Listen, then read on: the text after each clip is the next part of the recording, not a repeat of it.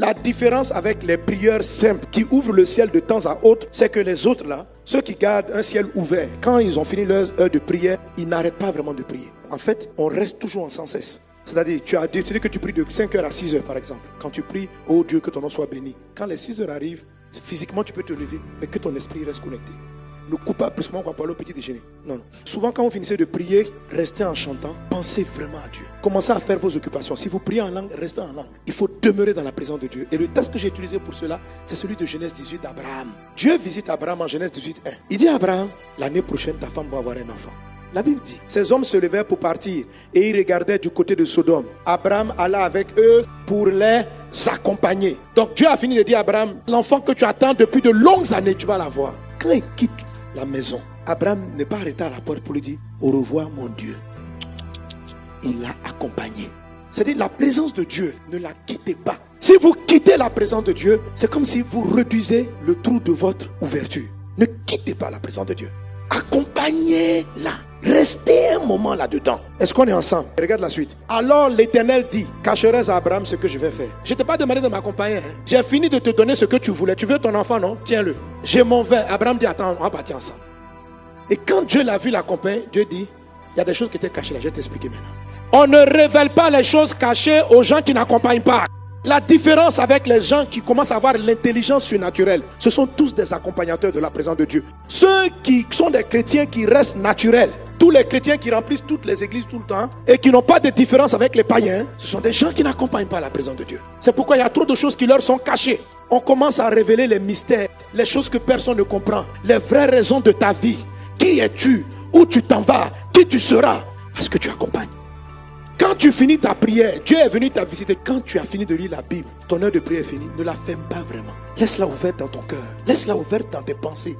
Marche dans cette grâce. Sens que tu es avec Dieu. Quand tu prends ta voiture, reste dans la présence de Dieu.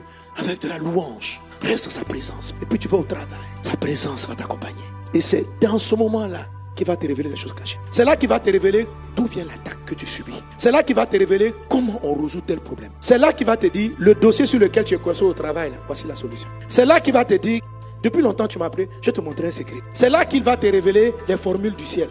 Quand tu chantes au-delà des heures de chanter, quand tu es un adorateur, que tu adores en dehors de tes heures d'adoration, c'est là que Dieu te révèle des nouveaux cantiques. C'est là que Dieu te révèle les choses qu'il a cachées.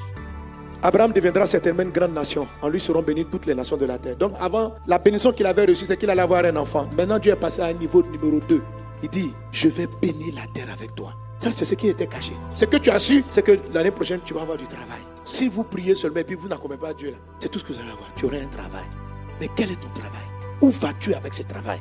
Ne cherchez pas juste que votre situation soit débloquée. Le ventre de Sarah a été débloqué. Mais pourquoi tu as souffert autant?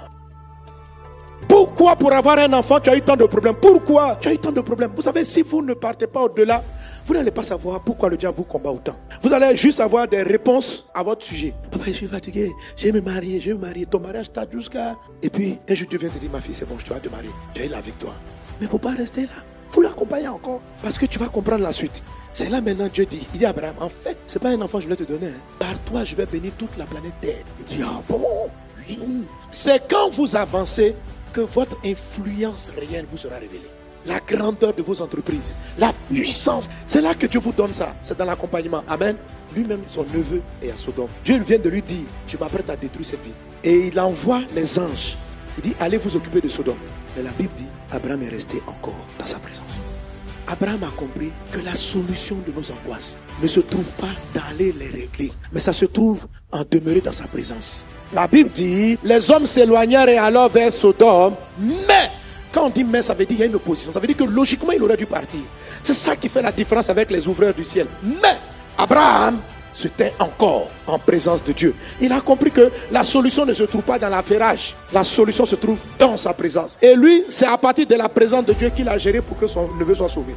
Lot a été sauvé, mais Abraham n'est pas allé sur le champ du règlement du problème. Abraham est resté dans la présence. C'est dans la présence que les dossiers sont traités. Pendant que les gens s'affairent à se battre contre toi, toi tu demeures dans sa présence. Et Dieu combat pour toi. Et Dieu règle tes problèmes. Et Dieu s'occupe de tes dossiers. Demeure dans la présence de Dieu. Le R du sacrificateur, c'est de rester dans la présence. Cultiver l'art de rester dans sa présence.